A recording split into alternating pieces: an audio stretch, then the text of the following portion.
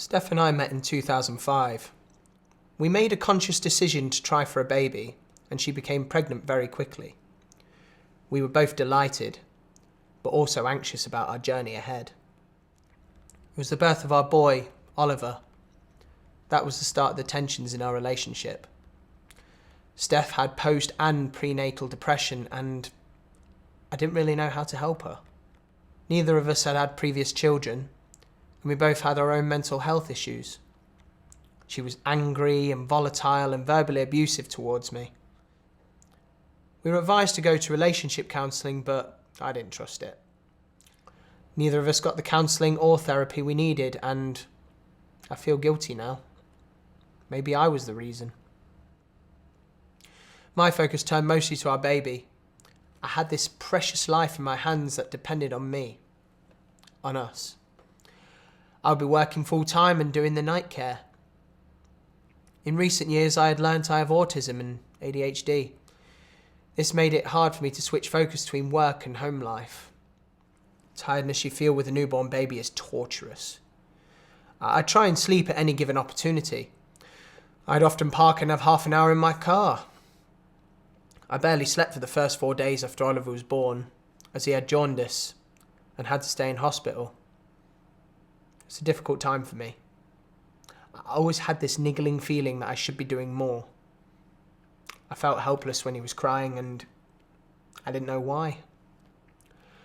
I tried to see Oliver's crying as communication. It's often for food or constipation, a nappy change or a cuddle. Being a new dad is incredibly lonely at times. I spent a lot of time alone with just my baby. I never had many friends as an adult and don't have a typical relationship with my own family. I feel you grow into the role of the dad. Before long, you are naturally bringing wet wipes and baby formula around with you and become indifferent to all the sick, wee and poo. Eventually, my relationship with Steph broke down and I feared being single. I thought the loneliness would be unbearable. I used to turn up at mother and baby groups and they always made me feel welcome.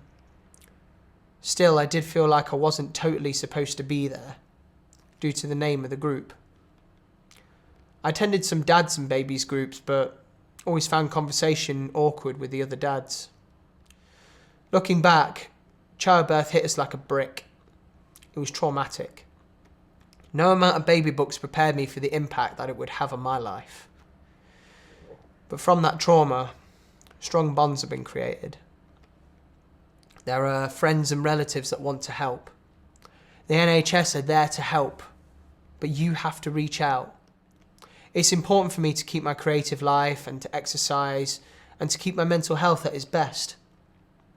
Understanding my own mental health and taking my medication helps me to be totally present. I love being a dad. It's become my special interest. I've always struggled with my identity and how I fit into this life. But being a dad has given me a title. I've been called a lot of things over the years, but the best of all the names is Daddy.